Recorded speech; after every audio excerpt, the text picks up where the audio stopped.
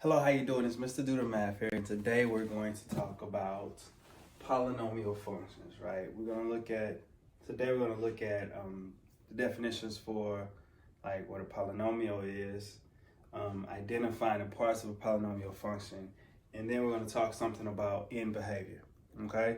So basically, a monomial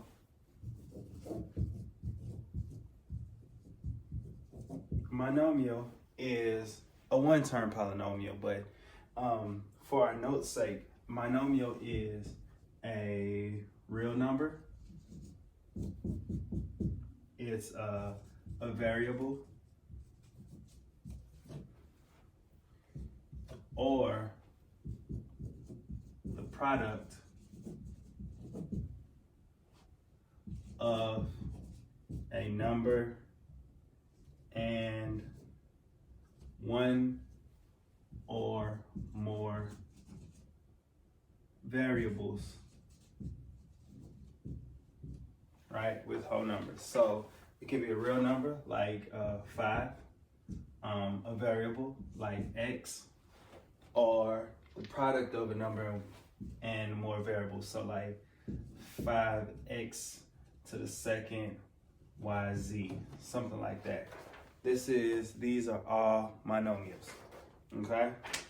A polynomial is a monomial or the sum of monomials, right? So polynomial is a monomial or the sum of monomials. Right, and so we have several different types. So basically, we deal mostly with monomials, one term, binomials, or trinomials for the most part, right? But I'll show you a table of multiple types of polynomials. So you got you have a linear polynomial, which is two terms, which is just called a binomial. Then you have a cubic, which is a trinomial. And then you have a quartic, which is a four-term polynomial.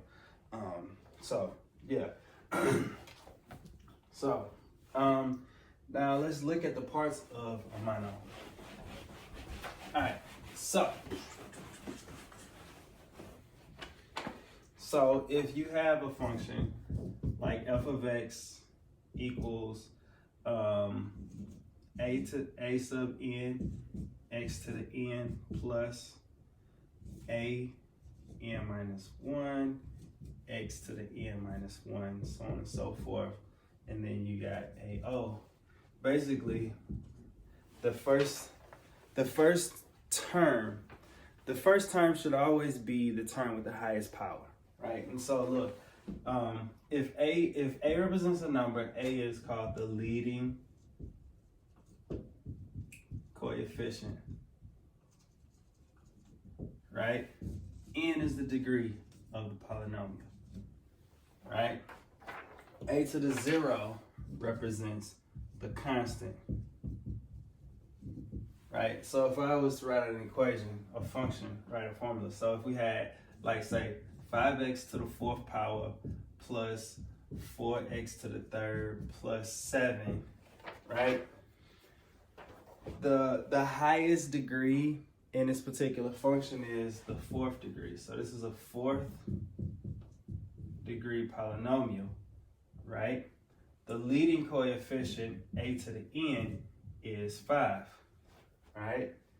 And it has 1, 2, 3 terms. It has 3 terms. It's a trinomial, right? But this is you name the polynomial based on its highest degree. The highest degree is 4, so this is a 4th degree polynomial, and the leading coefficient is 5. Right. All right. So that's it. Let's look at some more examples. So I'll leave that there. What if I had g of x equals negative 2x to the third plus 5x plus 8, right? We want to know if it's in standard form first. Standard form means that the highest degree has to be listed first, and you go in descending order, right? And then, so we want to know if it's in standard form. We need the status degree, the type, and the leading coefficient, right? So the highest exponent is this 3 here, right? So it's a third degree polynomial, right? It is in standard form. It's a third degree polynomial. We want to know, so right in standard form, status degree, the type. It's a third degree polynomial. This is a 1, 2, 3. This is a third power, so this is a cubic. This is a cubic, right? And the leading coefficient is -2. So -2 equals a to the a sub n. All right, this is the leading coefficient. Okay. Let's look at the second one. Second one, we have this is weird. So it says f of x equals -0.8x to the third plus the square root of 2x to the fourth minus 12, right? It's not in standard form because 4 is bigger than 3, but it's listed in the middle. So we have to rewrite this so it'll be the square root of 2x to the fourth minus 0.8x to the third minus 12, right? The biggest exponent is 4, so it's a fourth degree polynomial, right? The leading coefficient is the square root of 2. That's a to the n, and it has 1, 2, 3. It's a quartic polynomial because it's the fourth power, so it's quartic, and this is a trinomial. All right. They don't really need to know about the trinomial part. That's algebra 1. Algebra 2 is this part, these things, right? The fourth degreeness of it, the fact that it's a quartic polynomial or function, that's how it would look when you graph it, and then and the leading coefficient. Okay. Let's look at this next one.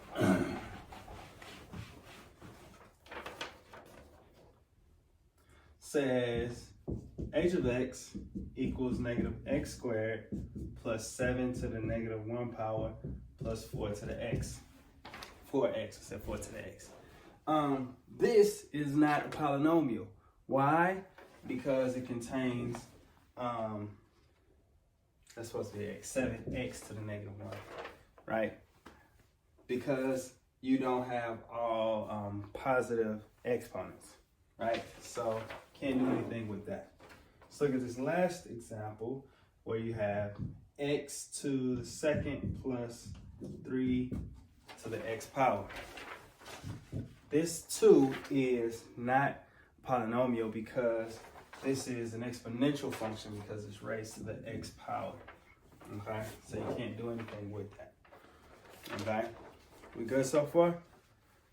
All right, so let's get to the meat and potatoes of today's lesson.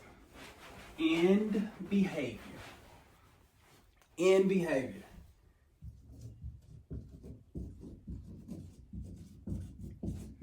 So basically, end behavior is the description of how the function starts and ends, right? How it ends. So we're looking at the graph as x. We're thinking about the graph as x approaches.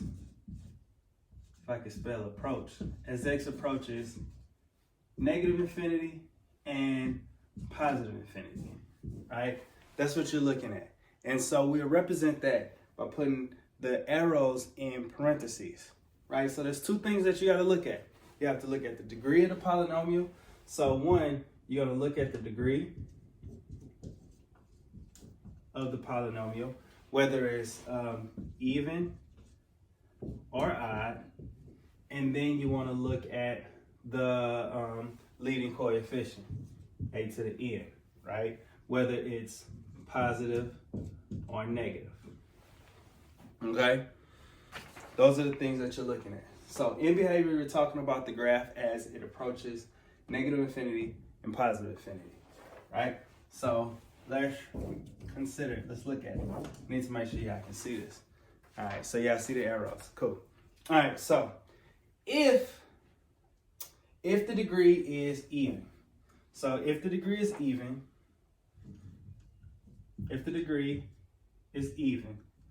right? There's two situations. If the degree is even and the leading coefficient is positive,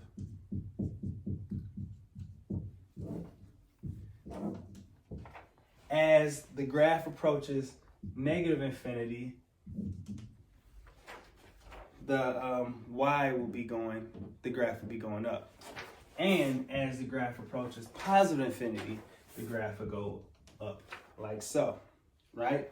So if the degree is even and the leading coefficient is positive, your end behavior will look like that, right? Now, if the degree is even and the leading coefficient is negative, that means that your graph will be, as the graph approaches negative infinity, x approaches negative infinity, the graph will be going down, and as it approaches positive infinity, it'll be going down. So if it's negative, if the leading coefficient, if the degree is even, leading coefficient is negative, it'll look like this. Okay? All right, so here's the thing. Here's what I'm talking about. So for instance, if we had like our parabola, right? A parabola, just think about a parabola. So I had 2x squared plus 7x plus 5. Don't even worry about all of this. To get an idea what the graph will look like, or we'll think about the end behavior, we'll look at the first term. The leading coefficient is positive 2, and the degree is even. It's a 2. That means it's going to be a parabola, right? And it'll look like that. It'll look something like that. Not necessarily, but like this is what's going on. And so this is the end behavior. That's what I'm talking about, okay? Now, that is an even degree. What if the degree is odd, right? These are new. This is a new situation. So now, if the degree is odd and the leading coefficient is positive, what will happen is it will start down here and it'll end up there. It'll end going in a positive direction. So as x approaches negative infinity, y will be approaching down negative infinity. And as x approaches positive infinity, y will be going up, right? So think about it like this. If it's odd and positive, it's going to end positive, right? If it's odd and negative, it's going to end negative. So it'll look like this. So it'll start positive and end negative, right? So that is end behavior. Okay? So let's look at 2 examples and then I'll leave you alone. Okay? So let's talk about end behavior. If we had this example here where it says negative x to the third plus 3x squared plus 9, right? The leading coefficient is -1 and the degree is 3. It's odd, right? So it's an odd degree polynomial with the negative leading coefficient. So that means it's going to end. The end behavior is going to look like that. Let's look at this next one where we have negative 2x to the fourth plus 6x to the third minus 3x plus 11. All right. The leading coefficient is negative 2. And the degree of the polynomial is 4. It's even. So it's an even degree, which means it's going to end in the same directions, but it's negative. So the end behavior is going to be going down. Okay? Now, what if we say to evaluate, right? To evaluate, basically what that means is you're going to be given a value for the variable and you're going to substitute it into that variable and simplify. That's all you have to do. So if I say evaluate this polynomial when x equals 4, right? And x equals 4. What that means is we're going to substitute 4 for x. So it'll be 4 to the third power plus 3 times 4 to the second power plus 9. All right, then we just do the math. All right, so it's 4 to the third power, which is going to be 64, negative 64 plus 3 times 16 plus 9. All right, when we continue doing the math, we'll get negative 64 plus 48 plus 9. And we end up with negative 7 as the solution, right? So evaluate when x equals 4, y equals negative 7, okay? Now let's go to the other example that we had here where we had,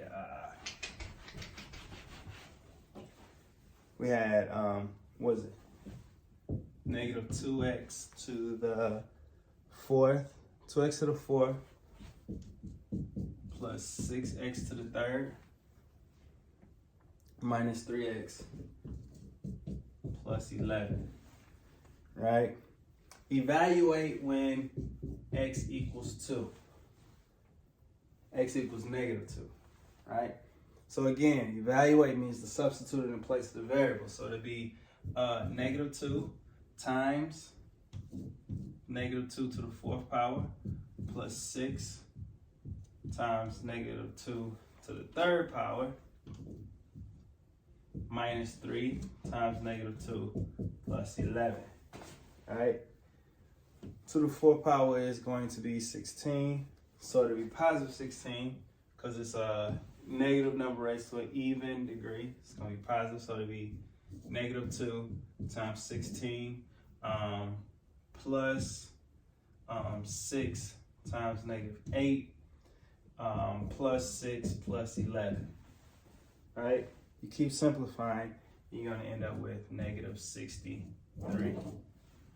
So remember, to evaluate means to substitute in. So that is end behavior, and that's the beginning of polynomials.